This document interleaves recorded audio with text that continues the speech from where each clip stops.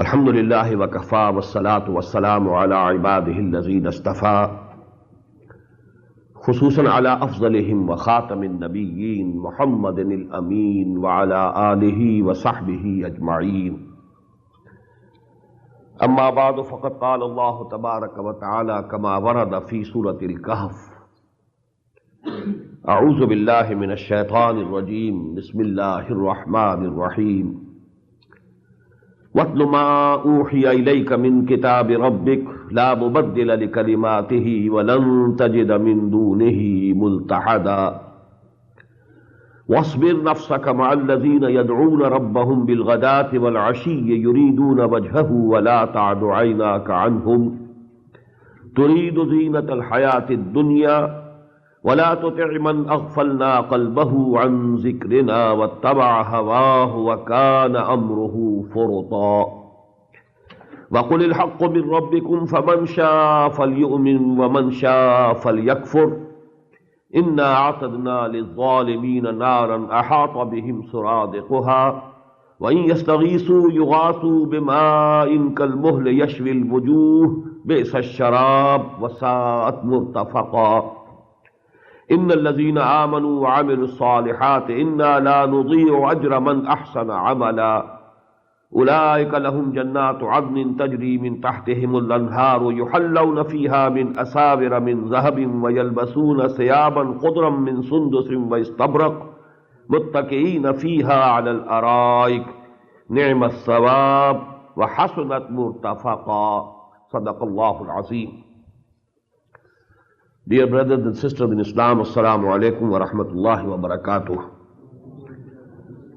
As you must be knowing, we are presently studying the fifth part of the selected course of study. The main subject of this part is sabr, patience, perseverance, steadfastness, forbearance. As I explained in the very beginning, when we were beginning this section, that sabr means to hold oneself in conditions which are unpleasant in any respect. To stick to your position, not budge an inch. To stick to your position, to hold yourself. Now this sabr actually, it can have many forms. Sabr ala ta'ah, when there are commandments from Allah subhanahu wa ta'ala, and in performing and acting upon those commandments, you have to undergo some hardships, some difficulties, but you bear them. So this is sabr, patience on obedience. For example, Allah subhanahu wa ta'ala has made 5 prayers a day imperative on us. Now suppose it's very cold weather and you have to offer Salatul Fajr. It's cold outside and you don't have water which is warm or hot. You have to make wuzu. If water is available, even if it is cold, even if it is icy cold, you have to make wuzu. That is the condition for Salah. So now you are bearing all those things. Why? Because you have to perform an act which has been made imperative upon you by Allah subhanahu wa ta'ala. So this is sabr ala ta'ah. You have to hold yourself and you have to bear the unpleasant conditions in executing the commandments of Allah subhanahu wa ta'ala. Now it is that another form of sabr is sabr anil ma'asiyah. You hold yourself back from disobedience of Allah subhanahu wa ta'ala. For example, as we have seen in Surah Yusuf, what happened?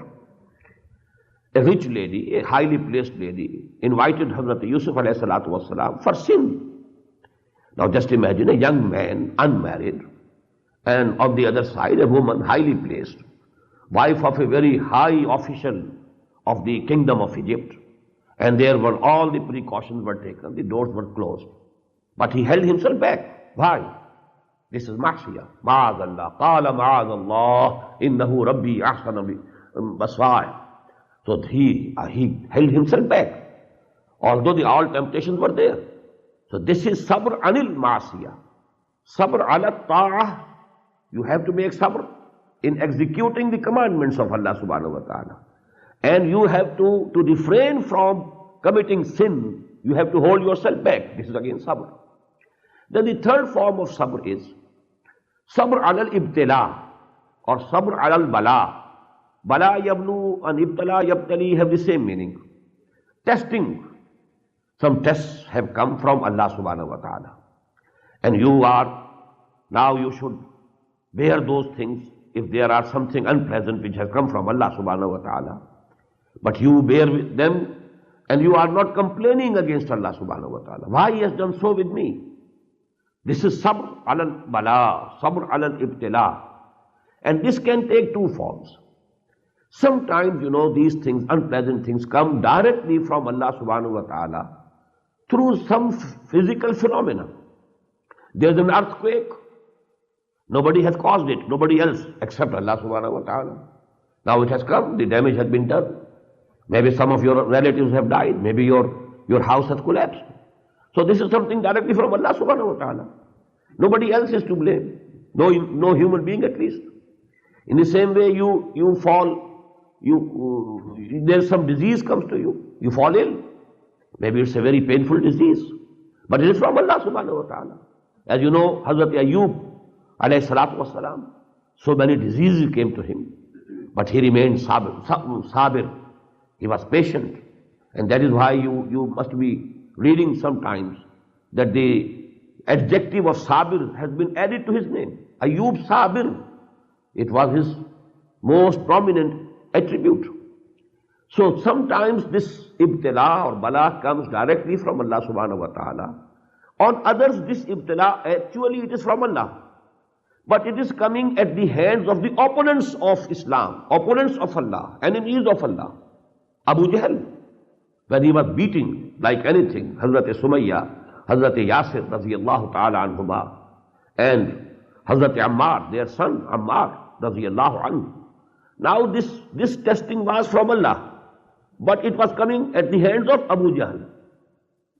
Here also, because he was beating all these members of that family, house of Yasir. Why? Because they believed in one Allah, they believed in Tawheed. So to bear all these things, to show perseverance, to stick to your position, not budge an inch behind, no step back, this is sabr. So actually in this section, we are discussing only the sabr of this last category. Because when we have found that it is the fundamental duty of Muslims to make the deen of Allah supreme. Why? Because their Prophet Muhammad sallallahu alaihi wasallam was sent for this purpose. هو الذي أرسل رسوله بالهدى ودين الحق ليظهره على الدين كله. That was the purpose of the advent of Muhammad sallallahu alaihi wasallam. As I told you yesterday, it has come in Quran these words thrice without any difference of any dot or jot. Thrice. For Muhammad, thrice sallallahu alaihi wasallam. And for none from among the other prophets or messengers of Allah, these words have not appeared. So this is something exclusive to Muhammad sallallahu alaihi wasallam.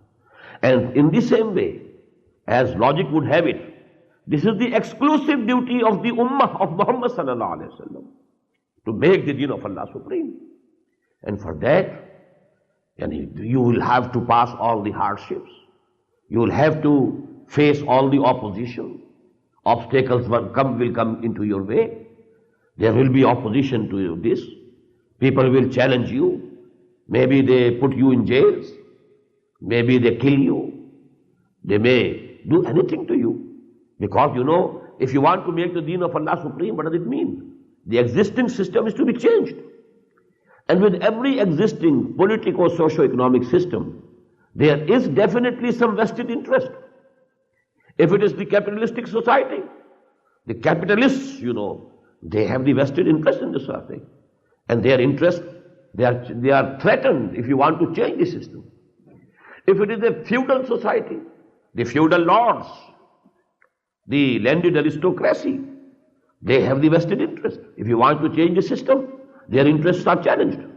They are bound to oppose it, tooth and nail, because they have to protect their interests. If it is a monarchy, just as we have in Saudi Arabia, or they lie. If you want to change the system, what does it mean? They lose that position. Monarchy goes. So will they allow you? They will never. They will try their best to obstruct your struggle. So this is actually, without struggle, hardship, bearing hardship, without being ready to sacrifice everything, and without perseverance and steadfastness, this is impossible. So that is why, after in the fourth part of this selected course of study, we have studied Surah Al-Saf, we have studied Surah Al-Jumu'ah. So in the fifth, we are studying those passages of the Quran which are discussing this special type of sabr. Sabr alal ibtila.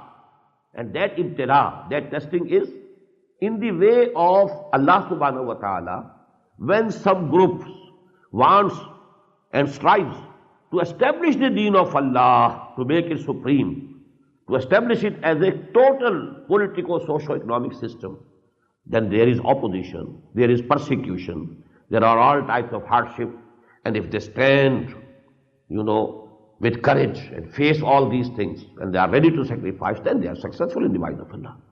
That is why the first lesson, as you may recall, was the early ayat of the 19th section of Surah Al-Baqarah. The first ayah is, Ya ayyuhalladhina amanu sta'inu bis-sabri was-salah. Now here, first word used is sabr. Oh, you who believe, take help from two things, sabr and salah. Inna Allah ma'as-sabirin. Verily Allah is with those who show perseverance in patience. Allah is with those. What does it mean? Allah's help and nusrah, that is with them. وَلَا تَقُولُوا لِمَنْ يُقْتَلُ فِي سَبِيلِ اللَّهِ أَمْوَاتٍ. Be ready to be killed in the way of Allah. And don't think that those who are killed, who are slain in the way of Allah, they are dead. بَلْ أَحْيَاءٌ وَلَكِنْ لَا تَشْعُرُونَ. They are alive. But you can't have the perception. How alive they are and where they are, you can't have the perception. That is the unseen world. That is the ghaib. وَلَنَبْلُوَنَّكُمْ. This is the sabr. That type of sabr which is, we are discussing here. وَلَنَبْلُوَنَّكُمْ بِشَيْءٍ مِنَ الْخَوْفِ وَالْجُوعِ وَنَقْصٍ مِنَ الْأَمْوَالِ وَالْأَنفُسِ وَالثَّمَرَاتِ وَبَشِّرِ الصَّابِرِينَ. O Muhammad, give glad tidings to those who show patience and perseverance and steadfastness and forbearance. So this was the opening lesson of this fifth part of our Muntakhab Nisab, selected course of study. Then the second was the first section of Surah Al-Ankabut. Surah Al-Baqarah is Madani Surah. But because in these ayat, which I have just, I have gave the reference, this word sabr appears very prominently. So we have put that lesson as number one. Number two is Surah Al-Ankabut. But this Surah Al-Ankabut, it is Makki. And it was revealed most probably in the 5th year after the beginning of Wahi. What does it mean? At least 7 years before Hijrah. That was the middle of the period of which we call the Makki period. After the beginning of Wahi till Hijrah, this is the Makki period. And from the Hijrah and till the death of Muhammad sallallahu alaihi wasallam is the Madani period of his life. Now in the middle of that Makki period, this surah was revealed. And the 13 ayat of the first section are the most profound, because there Allah subhanahu wa ta'ala declares in very unequivocal terms that it has been our law, which cannot be changed with anybody, that we always test those who claim to be mu'min. Alif Lam Mim. أَحَسِبَ النَّاسُ أَن يُتْرَكُوا أَن يَقُولُوا آمَنَّا وَهُمْ لَا يُفْتَنُونَ. Did those people, they thought that they will get salvation only on saying that we have faith, we believe, saying ashhadu an la ilaha illallah wa ashhadu anna Muhammadan Rasulullah, and they will not be tested. وَلَقَدْ فَتَنَّ الَّذِينَ مِن قَبْلِهِمْ فَلَيَعْلَمَنَّ اللَّهُ الَّذِينَ صَدَقُوا وَلَيَعْلَمَنَّ الْكَاذِبِينَ. But we have been testing everybody before them, whosoever before them. O Muhammad, you are not the new Nabi. You are not the only Nabi which we have sent. Ma kuntu bid'am min ar-rusul. There is an ayah in the Quran. I am not the only Nabi that has been sent from Allah. Allah sent so many Anbiya, so many prophets, so many messengers. وَمَا مُحَمَّدٌ إِلَّا رَسُولٌ قَدْ خَلَتْ مِن قَبْلِهِ الرُّسُلُ. So many messengers came before him. So with none we were, had done anything exceptionally. All were being tested. All were put to test. So that will be the case with you. أَحَسِبَ النَّاسُ أَن يُتْرَكُوا أَن يَقُولُوا آمَنَّا وَهُمْ لَا يُفْتَنُونَ وَلَقَدْ فَتَنَّا الَّذِينَ مِن قَبْلِهِمْ فَلَيَعْلَمَنَّ اللَّهُ الَّذِينَ صَدَقُوا وَلَيَعْلَمَنَّ الْكَاذِبِينَ. We must make it manifest who is a true Muslim, who is truthful in proclaiming himself a Muslim and Mu'min, and who is telling a lie, who is a liar. And then this section goes on. I can't go into detail, it will consume much of the time. Then in the 11th ayah, it is made clear, وَلَيَعْلَمَنَّ اللَّهُ الَّذِينَ آمَنُوا وَلَيَعْلَمَنَّ الْمُنَافِقِينَ. And Allah will surely make it manifest, clear, who are real mu'mins and who are munafiqeen, who are the hypocrites. Now that is why our third lesson was Suratul Munafiqun. Now we must understand what was nifaq, what is the basis of nifaq, what is the etiology of nifaq, what are the symptoms of nifaq, what is the prognosis of nifaq, and then what is the treatment of nifaq. That we have discussed yesterday. And the Suratul Munafiqun, I told you, it's the most comprehensive surah of the Quran on the subject of nifaq. Now we are coming again to this subject of sabr. And here we shall study, inshallah, in this last lesson, these two passages of the Quran. That is, number one, which I have just recited. These are 5 ayat of Suratul Kahf, beginning from the 27th till the 31st. And actually it has a relationship with what we read in the second section of Suratul Munafiqun. What is the prevention of nifaq? What is the preventive treatment for nifaq? What can save you from nifaq, from this infection, from this AIDS, you may call it? And that is the zikr of Allah. Because we read the ayah, يَا أَيُّهَا الَّذِينَ آمَنُوا لَا تُلْهِكُمْ أَمْوَالُكُمْ وَلَا أَوْلَادُكُمْ عَنْ ذِكْرِ اللَّهِ وَمَنْ يَفْعَلْ ذَلِكَ فَأُولَٰئِكَ هُمُ الْخَاسِرُونَ. Now actually these two passages will explain what is the zikr of Allah. How you can save yourself from the infection of nifaq. Now, وَاتْلُ مَا أُوحِيَ إِلَيْكَ مِنْ كِتَابِ رَبِّكَ. O Muhammad sallallahu alayhi wa sallam, go on reciting. And it may also mean go on reading out to the people. Tilawah means both. Reading yourself, reciting yourself, and reciting unto other people. Both meanings can be held here. وَاتْلُ مَا أُوحِيَ إِلَيْكَ مِنْ كِتَابِ رَبِّكَ. Go on reciting what has been revealed to you, O Muhammad sallallahu alayhi wa sallam, min the book, from the book of Allah subhanahu wa ta'ala. Actually, why this min kitab rabbik? There can be two explanations. Because the whole of the book had not been revealed till that time. When Surah Kahf was revealed, maybe that half of Quran had been revealed, and half of it had to be revealed in the future. So min kitab rabbik, whatsoever has been revealed up till date, you go on reciting it, read it, repeat it.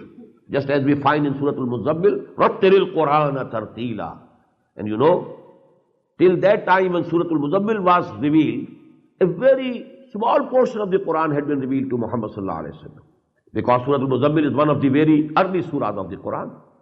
But the commandment was, you keep standing half of the night, or slightly more than half, that is 2/3, or at least slightly less, that is 1/3 of night. Keep standing. Ya ayyuhal muzammil, qumil layla illa qalila, nisfahu aw inqus minhu qalila, aw zid alayhi wa rattilil Qur'ana tartila. And what to do? You go on reciting the Quran. So the amount of Quran available was very small. And the commandment is that you have to recite it for at least 1/3 of the night. And better, half of the night. Still better, 2/3 of the night. What does it mean? Repeat and repeat and repeat and repeat. By repetition, you are actually hammering Quran in your heart and in your mind. And this is actually the process of strengthening of Iman. There is no other way of strengthening the Iman Iman can only be strengthened through this Quran, reciting it repeatedly, hammering it. I am using this word consciously, hammering it inside into your soul, both heart and head, both, they go to make the soul. So that is the thing that we find in Surah Al-Muzammil. Ya ayyuhal muzammilu qumil layla illa qalila nisfahu aw inqus minhu qalila aw zid alayhi wa rattilil qur'ana tartila inna sanulqi alayka qawlan saqila. We are going to lay on you a very heavy burden, because the mission was not an easy mission that was going to be given to Muhammad sallallahu alaihi wasallam. That mission is mentioned in the very next surah. Ya ayyuhal muddassir qum fa'anzir wa rabbaka fakabbir. Oh, you who are lying wrapped in a blanket, stand up and warn the people. Start your mission. Your mission will start with warning, and it will end up with takbir. When Allah subhanahu wa ta'ala really becomes Akbar, He really becomes greatest, and His word becomes supreme. For that, the beginning of the mission is da'wah and inzar. And the goal before Muhammad sallallahu alaihi wasallam, that was to make the deen of Allah supreme, the word of Allah supreme. So the same commandment is being repeated here. وَاتْلُ مَا أُوحِيَ إِلَيْكَ مِنْ كِتَابِ رَبِّكَ. Go on repeating and reciting what had been revealed to you up till now from the book of Allah subhanahu wa ta'ala. لَا مُبَدِّلَ لِكَلِمَاتِهِ. There is none who can change its words. This Quran is unchangeable. It's a very big challenge that Allah subhanahu wa ta'ala has given to whole of the humanity, that you cannot change any single word of this Quran. And this has been proved true up till date. 1400 years have passed. But the Quran is the same, and everybody accepts it, that the text of the Quran is intact, pure. There has been no alteration. We are absolutely sure, 100%. We have with us the same Quran that Muhammad sallallahu alaihi wasallam gave to his Sahaba, Ridwanullahi ta'ala alayhim ajma'in. This is something which can be verified historically. Although this next step, that depends on Iman, that this is the same thing that Allah gave to Muhammad sallallahu alaihi wasallam. This belongs to the invisible. This belongs to the ghaib. Jibreel came to Muhammad sallallahu alaihi wasallam with this Quran. But we are sure that this Quran is the same which Muhammad sallallahu alaihi wasallam gave to his ummah 1400 years before. There can be no doubt. So Quran says, Inna nahnu nazzalna zikra wa inna lahu lahafizun. We have sent down this remembrance, and this is the zikr actually. Az-zikr, the zikr. What's the difference between a book and the book? Everybody can understand. A book and the book. This is not a zikr, but the zikr. This is the remembrance. Quran is totally remembrance. This is total zikr. This is zikr throughout. So, وَاتْلُ مَا أُوحِيَ إِلَيْكَ مِنْ كِتَابِ رَبِّكَ لَا مُبَدِّلَ لِكَلِمَاتِهِ وَلَنْ تَجِدَ مِنْ دُونِهِ مُلْتَحَدًا. Very important. And you will not find any refuge except with Allah or except with Quran. Dunihi. This, pronoun that can go to Allah also and to Quran also. This is the place of refuge. This Quran will give you refuge. Nobody else can give you any refuge. The refuge is only with Allah subhanahu wa ta'ala. As we find the wordings in one of the prayers of the Prophet sallallahu alaihi wasallam. وَلَا مَلْجَى مِنْكَ وَلَا مَاوَى إِلَّا إِلَيْكَ. Oh Allah, I can find no place to hide myself or to get refuge anybody against you except with you. La malja minka wala mawa. If you want to go away from Allah subhanahu wa ta'ala, to run away from Him, where to go? I have nowhere to go except to go to you. La malja minka wala mawa illa ilayk. So you can't find any refuge. So if there are difficulties, well, who will give you any refuge? The only refuge is with Allah, and Allah subhanahu wa ta'ala has given you this Quran. So this is the shield. This will protect you. وَاتْلُ مَا أُوحِيَ إِلَيْكَ مِنْ كِتَابِ رَبِّكَ لَا مُبَدِّلَ لِكَلِمَاتِهِ وَلَنْ تَجِدَ مِنْ دُونِهِ مُلْتَحَدًا وَاصْبِرْ نَفْسَكَ مَعَ الَّذِينَ يَدْعُونَ رَبَّهُمْ بِالْغَدَاةِ وَالْعَشِيِّ. And hold yourself contented with those who keep on calling and praying their Lord mornings and evenings. يُرِيدُونَ وَجْهَهُ. they intend only his face. What does it mean? His pleasure. When somebody is pleased with you, he turns his face towards you. When he is angry, he doesn't want to see eye to eye with you, and he will just turn his face away from you. So this face means pleasure. Yuriduna wajhahu. They want nothing. They want neither any goods of this world, nor, let me say, any good of the hereafter, except the pleasure of Allah subhanahu wa ta'ala. This is the highest point, highest level, spiritual level. Let me quote here, an incident. Maybe it is a story only, but it will clarify the point. You might have heard the name of Hazrat Rabi'a Basriya. She was a big saint from among the women. Once she came out of her house. In one hand, he had a jug with water. In the other, he had a wood on the one side of which there was fire, mishal. She was going somewhere. People asked, where are you going, O Rabia? What was the reply? I want to burn paradise with this fire. And I want to cool down the hell with this water. So that people should worship Allah only for His sake. Neither for getting paradise, nor for being saved from fire. So this is the highest level. Yuriduna wajhahu. The nasbul ain, the goal, the ideal of a mu'min is only the pleasure of Allah subhanahu wa ta'ala. Not even the establishment of the deen of Allah. Please note it. It's a duty. It's a fard. You have to exert for it. But don't think it's the nasbul ain. Nasbul ain. The goal is only to please Allah subhanahu wa ta'ala. Rizwanullah.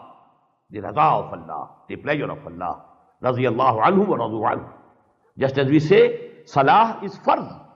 It is not nasbul ain. It's not the ideal. It's not the goal.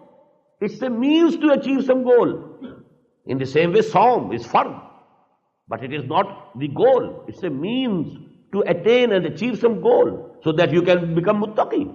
Kutiba alaykum as-siyamu kama kutiba ala alladhina min qablikum la'allakum tattaqun. Now all the things will converge into one. And that is the pleasure of Allah. That is the highest, wordings that are used. The highest testimonial that Allah subhanahu wa ta'ala gives to human beings is radiyallahu anhum wa radu anhu. That's all. That is the highest place. Allah was pleased with them and they were pleased with Allah. This mutual pleasure, this raza-e-bahami between the bondsman and the master. He is pleased with us and we keep pleased with him. That is the position. That's the highest goal. So, وَاصْبِرْ نَفْسَكَ مَعَ الَّذِينَ يَدْعُونَ رَبَّهُمْ بِالْغَدَاةِ وَالْعَشِيِّ يُرِيدُونَ وَجْهَهُ وَلَا تَعْدُ عَيْنَاكَ عَنْهُمْ. And let not your eyes pass beyond them. تُرِيدُ زِينَةَ الْحَيَاةِ الدُّنْيَا. Seeking the pomp and glitter of this life, of this world. This is very important ayah of the Quran. It's a very practical aspect. Whenever there will be any struggle to establish the deen of Allah, and for that, we know that we need a revolutionary struggle. And now people in the societies, they belong to different strata. There are poor people. They don't have any influence in the society. There are higher-ups, maybe the rich, the wealthy, the chiefs in the tribal society, the chief of the clan, the chief of the tribe. Now, obviously, if someone comes to Islam from among the common people, and if you compare it, if someone from the chiefs embraces Islam, as regards our goal, our struggle, this is very important. That is why, the Prophet prayed to Allah subhanahu wa ta'ala in his early days, Oh Allah, at least one of these two you give to me, either Umar ibn al-Khattab or Amr ibn Hisham. Umar ibn al-Khattab radiyallahu ta'ala anhu. And Amr ibn Hisham is the name of Abu Jahl. Abu Jahl was also a big chief among the chiefs of Makkah. And Umar ibn al-Khattab was also an important person, highly praised person. Why he was praying for these? At least give me one to help me in this mission that you have given to me, the burden that you have put on my shoulders, so that he must be helpful to me. So because of this, naturally the Prophet used to be more, attentive towards the chieftains. When they came, he listened to them, he wanted to talk to them. But here Allah subhanahu wa ta'ala, so to say, is inviting his attention to the fact that these poor people that have come to you, this Bilal, or this Yasir, or this Khabbab bin al-Arab, and so on, when they will feel, it may be possible that they might feel it, that even the Prophet doesn't care for us. He cares for Abu Jahl. He cares for Abu Lahab. He cares for Walid ibn Mughira. He cares for these chiefs. They carry more weight in his eyes than us. And this is very bad. It will hurt their souls. It will hurt their hearts. So, O Muhammad sallallahu alayhi wa sallam, keep contented with the company of these. Allah has given you these people. They are the gift of Allah subhanahu wa ta'ala to you. So you must remain contented with their company. Wasbir nafsaka. Now here the sabr. Although there is temptation that you should go and try more to beg from the chiefs and the rich people. But Allah subhanahu wa ta'ala says, no. It might hurt the feelings. And maybe that people think that Muhammad is also like other people. In his eyes, this worldly wealth and position, that has a weight. And he also cares for them. So don't let this impression come to the minds of the people. And he was doing only for the sake of deen, not for himself. But the people could have had that impression. So to remove that possibility, Allah subhanahu wa ta'ala says, and in somewhat, so to say, harsh words. These words are somewhat harsh. Turidu zinat al-hayat al-dunya. You are looking for, you are seeking for the glitter and pomp of this worldly life. What Abu Jahl has, what Walid bin Mughira has, some property, some wealth, some position. All these things are for this world only. Actually, what Bilal has, and what Khabbab al-Arad has, and what these people have, they have the love of Allah in their minds and in their hearts, and they are morning and evening remembering Allah subhanahu wa ta'ala and praying Him. وَاصْبِرْ نَفْسَكَ مَعَ الَّذِينَ يَدْعُونَ رَبَّهُمْ بِالْغَدَاةِ وَالْعَشِيِّ يُرِيدُونَ وَجْهَهُ وَلَا تَعْدُ عَيْنَاكَ عَنْهُمْ. Don't let your eyes pass beyond them, and you seeking the pomp and glitter of this life, the life of this world. وَلَا تُطِعْ مَنْ أَغْفَلْنَا قَلْبَهُ عَنْ ذِكْرِنَا. And don't obey those people whose hearts we have deprived from our zikr. مَنْ أَغْفَلْنَا قَلْبَهُ عَنْ ذِكْرِنَا. We have made them to neglect our remembrance. So those people, actually, if they are neglecting you, they are neglecting and ignoring Quran. Why? Because due to their inward condition, Allah subhanahu wa ta'ala has turned their faces away. So actually, وَلَا تُطِعْ مَنْ أَغْفَلْنَا قَلْبَهُ عَنْ ذِكْرِنَا. Whosoever doesn't care for our zikr, so you also don't care for them.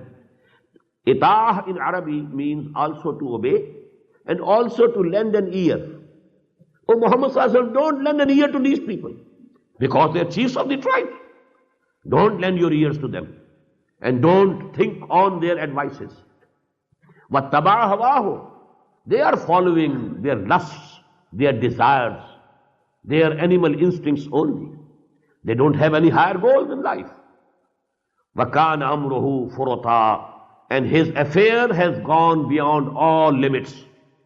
They know no limits, no moral limits, no spiritual limits, no limits whatsoever. They do whatsoever they like. So don't care for them. And instead, what should you do? وَقُلِ الْحَقُّ مِنْ رَبِّكُمْ. Say it. This is the truth from your Lord. I have presented to you the truth from your Lord. فَمَنْ شَاءَ فَلْيُؤْمِنْ وَمَنْ شَاءَ فَلْيَكْفُرْ. Whosoever likes, he should accept it, and whosoever likes, let him reject it. I don't care. I don't care. Allah doesn't care. Actually, you should take care of yourself and your future. قُلْ الْحَقُّ مِنْ رَبِّكُمْ. Say, truth is from your Lord. And maybe the words here, they are understood. قُلْ هَذَا هُوَ الْحَقُّ مِنْ رَبِّكُمْ. Say to them, this is This is the truth from your Lord that I am presenting before you. That's my duty. My duty is done. I have presented it. I have conveyed it to you.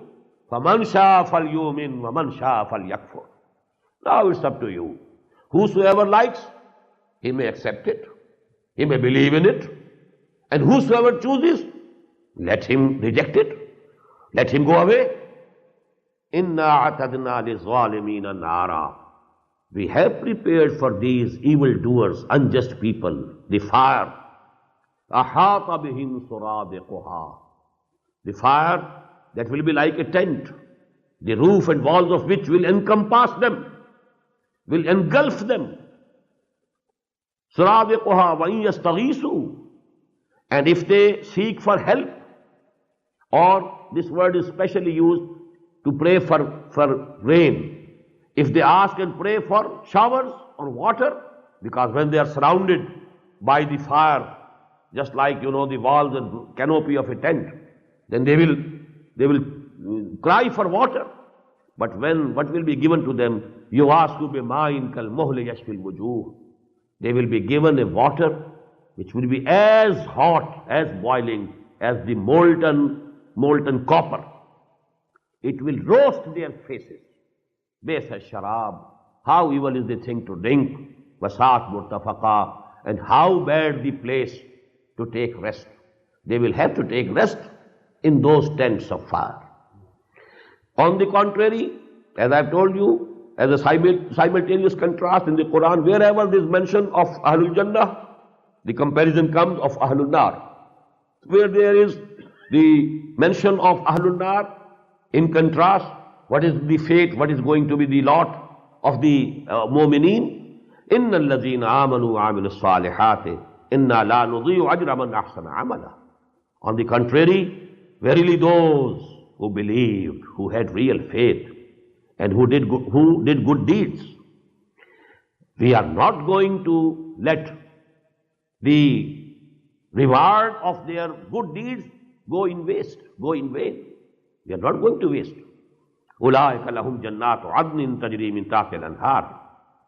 They are those for whom there will be the residential gardens, underneath which rivers will be flowing. يُحَلَّوْنَ فِيهَا مِنْ أَسَاوِرَ مِنْ ذَهَبٍ. They will be adorned therein with bracelets of gold. وَيَلْبَسُونَ ثِيَابًا خُضْرًا مِنْ سُنْدُسٍ وَإِسْتَبْرَقٍ. And they will wear in those gardens green robes of silk and brocade. مُتَّكِئِينَ فِيهَا عَلَى الْأَرَائِكِ. Reclining upon raised couches. نِعْمَ الثَّوَابِ. How good is the return, how good is the reward. وَحَسُنَتْ مُرْتَفَقًا. And how goodly is the resting place. So this passage of Surah Al-Kahf is very important. Sabr with the poor, the humble. Whosoever is a Muslim, a real mu'min, he must be dear to you and your heart. He must carry weight in your eyes, not those who have the pomp and show of this world. You have to present the dawah to them also. But don't let the impression go that these people are also, they are after the rich people. They also care for the rich, not for the poor. This is very injurious to the mission and to the movement and to the dawah and to the tahreek. Now we come to Surah Al-Ankabut. I just referred the first section of this Surah Al-Ankabut among the Makki surahs, that is the most profound place regarding this sunnah of Allah, the law of Allah subhanahu wa ta'ala, that He definitely tests everybody who claims to be a Mu'min. Now, what to do in conditions which are unfavorable, when there is persecution, when there is opposition, when you have to go under hardships, for the sake of Allah, for the sake of His deen. Now, how to strengthen your iman, how to get the perseverance. These three sections, last sections of Surah Al-Ankabut, are very important.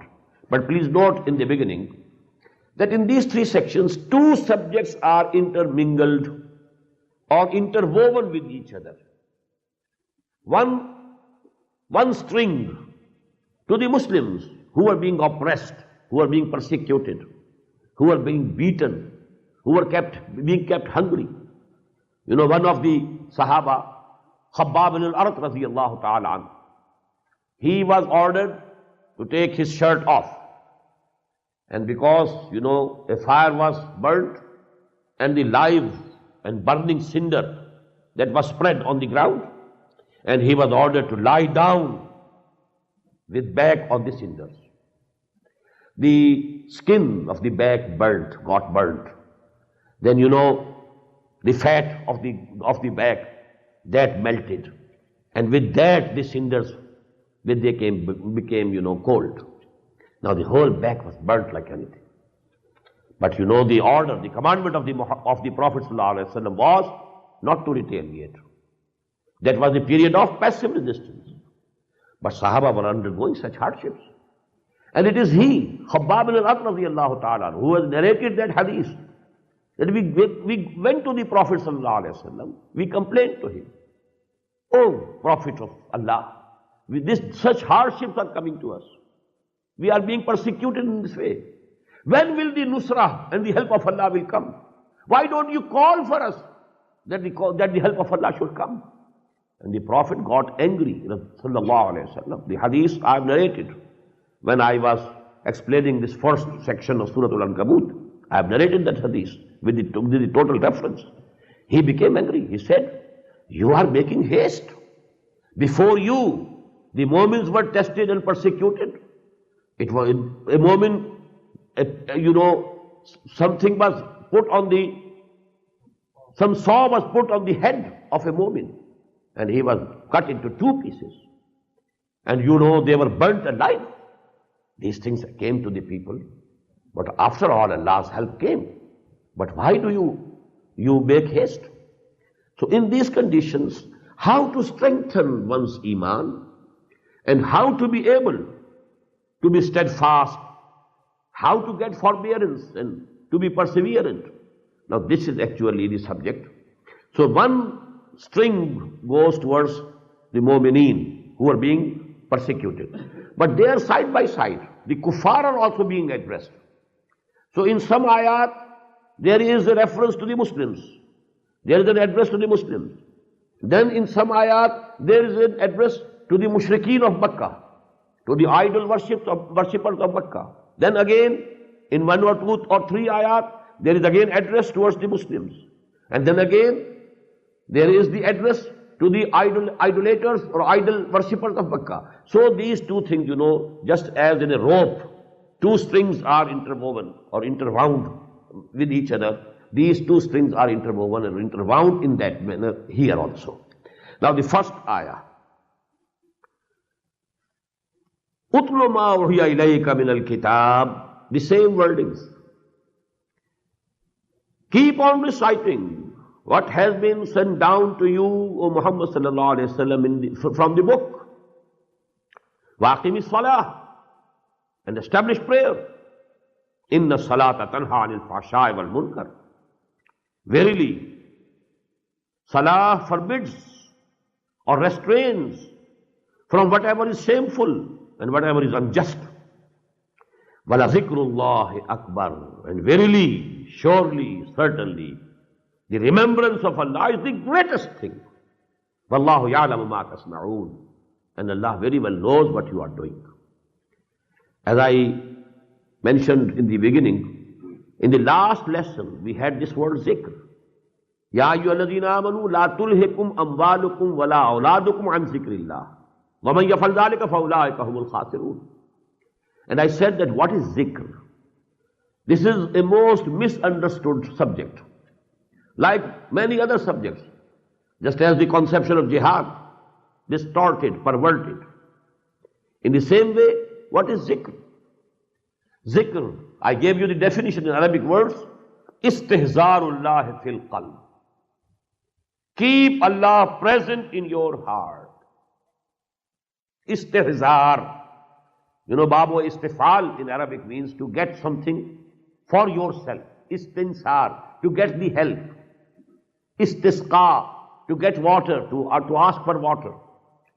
Istihzar, to get the presence, to keep Allah present in your heart. Istihzarullah fil qalb, it is zikr. And this will strengthen your defenses against shaitan, as well as against your id or libido, your lower or baser self, your nafs-e ammara. Your nafs-e ammara is invading you.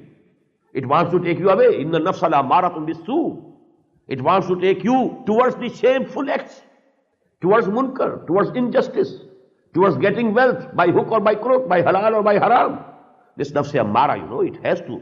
Its duty is to bid to you towards whatever is bad and whatever is shameful. Now to protect, you should have Allah in your heart. And to have Allah in your heart is zikr. So this is actually but why, what are the means? How to do it? We have termed the means of zikr as zikr. So this is the mistake. Zikr is something else. Zikr is to have Allah in your heart. For that, number one, the most important zikr, and as I said, the zikr is Quran. It has been said in the Quran several times, in several ayahs. Inna nahnu nazzalna zikra inna lahu lahafidun. Ya ayyuhalladhi nuzzila alayhi zikru innaka la majnoon. They said, oh Muhammad, oh you who thinks that zikr has been revealed to him, we think you have gone crazy. You have lost your mental balance. You have been possessed by some evil spirit. Some jinns have possessed you. So that was, but zikr, I am quoting these ayat for the word zikr. وَكَذَلِكَ أَنزَلْنَا إِلَيْكَ الذِّكْرَ لِتُبَيِّنَ لِلنَّاسِ مَا نُزِّلَ إِلَيْهِمْ. And we have sent down this zikr to you, O Muhammad sallallahu alayhi wa sallam, so that you should explain to people what has been sent down for them. It's your duty. You have to explain it. So actually Quran is az-zikr, the zikr, the most effective means of zikr. If you want to have Allah in your heart, read Quran, recite Quran. And please listen it. If you feel there is a sympathetic vibration in your soul, something within you is moving with Quran, is testifying that this is correct, this is the truth. Let me quote here a couplet of Urdu. دیکھنا تقریر کی لذت کے جو اس نے کہا میں نے یہ جانا کہ گویا یہی میرے دل میں ہے. A harmony between our nature and Quran, harmony between our spirits and Quran. Because why? The source is the same. Quran is the word of Allah, and so is my soul, my spirit. Amrullah. Yasalunaka ani ruh, qul ruh min amri rabbi. This has come from Allah, not from this clay. My body, my animal being is from this clay, from the crust of the earth. But my spirit, that has come from Allah, directly from Allah.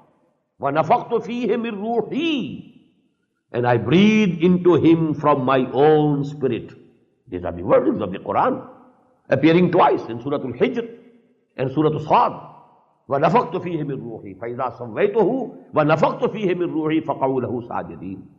Now if there is the harmony, if there is the sympathetic vibration within you, I recall the poem Daffodils.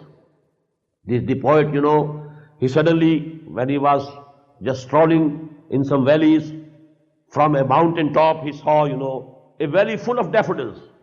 And the flowers, they were waving in the wind. And he says, now, I gazed and gazed, but little thought what wealth the scene to me had brought. For oft when on my couch I lie, in vacant or in pensive mood, they flash upon my inward eye, and then my heart with pleasure fills and dances with the daffodils. Just as I saw the daffodils were dancing in that wind, in that valley, my heart also starts dancing and dances with the daffodils. That dance of the heart, along with the tune of the Quran, that is actually the strengthening of Iman. That you become sure, it becomes your own personal experience that Quran is true. It has come from the same source from where my own ruh has come, from where my own spirit has come. And this is actually the fourth now. This heart in which Allah is present, no shaitan can invade it. That is why this hadith says, whenever a person is having zikr, shaitan runs away. When his heart becomes empty of zikr, empty of Allah, now shaitan comes and he starts breathing into the heart and exciting the carnal desires and exciting the animal instincts. This son go on. So that is absolutely correct. وَاتْلُ مَا أُوحِيَ إِلَيْكَ مِنَ الْكِتَابِ وَأَقِمِ الصَّلَاةَ. And the second way and second method next to Quran is Salah. Salah is important in one respect. In the Salah we recite Quran also. Ummul Quran, Suratul Fatiha in every rakah. Then we add to it. In most of the rakat, we read some of the more ayat of the Quran also. Then we are doing tasbih, Subhan Rabbiyal A'la, Subhan Rabbiyal Azim. Then takbir, with every motion we are saying Allahu Akbar. So all these things, they are verbal zikr. Along with the verbal zikr, now there comes our movements. We bow down to Him. When we are standing respectfully, qaniteen, not arrogantly. We are standing with humility. Then we bow down. And then we prostrate. Actually, this is the actual. And so to say, by action. Zikr by action. Zikr through action. One zikr is through words. Allahu Akbar, Subhanallah, Alhamdulillah. Reciting Quran. This is zikr with tongue. The verbal zikr. And this is the zikr with action. We are proving from our actions that we are the bondsmen of Allah. Oh Allah, I placed, my head on your feet. And don't be scared by these words. These words are used by Muhammad sallallahu alaihi wasallam. When you prostrate yourself in salah, you think that you have put your head on the feet of Allah subhanahu wa ta'ala. So actually, that is the zikr through action. Number third, please add to it. The third form of zikr is the supplications and the prayers which the Prophet ﷺ used to do and make with every act, daily act. You rise up in the morning and there is a supplication. Alhamdulillah alladhi ahyani ba'da ma amatani wa ilayhi nushur. No extra time, no extra effort. With each action. Now you are entering the bathroom. Allahumma inni a'udhu bika min al-khubuth wal khaba'is. If you are coming out of the washroom and all you are cleared of the refuse from your body and you feel light, there is a supplication. Alhamdulillah alladhi azhaba anni al-azab wa afani. All praise be to Allah, who had removed from me those things which could be, if they were retained in the body, they could make disease. They could make me feel uncomfortable. So thanks be to Him who has relieved me of all these things. Afani, and has given me, the health. So on. When you see a mirror, there is a prayer. When you go out for mosque, from your house, prayer. When you enter the mosque, a prayer. Then when you are in the mosque, you are always praying. Then when you go out from the mosque, again a prayer. When you are going to a bazaar, to a market, to a shopping place, there is a prayer. Even, when you are with your wife, there is a prayer. No act, human act, is without prayer. You have changed your clothes, there is a prayer. And these are all masnoon. They are from the Prophet sallallahu alaihi wasallam. These prayers, which are masnoon, so to say, they have dual effect. Because you are praying to Allah, your connection with Allah is established. And because you are employing the same words which were used by Muhammad sallallahu alaihi wasallam, your connection with Muhammad is established. So dual, two in one. The prayer, if you use your own words, the only one side, one dimension, that you are praying Allah, your connection with Allah is established. But you are not using any word of your own. You are using the same words which were used by Muhammad sallallahu alaihi wasallam. So you are following him. So that adds an additional dimension to this. Because your connection, your relation with Muhammad sallallahu alaihi wasallam is also established. So this is actually a two-in-one process. So just first remember, number one, zikr, Quran. Recite Quran. Number two, as-salah. Number three, these prayers with daily routine works. At every movement, you remember Allah. Then number 4, there are certain things which had been taught by Muhammad sallallahu alaihi wasallam. Just like Tasbih Fatima.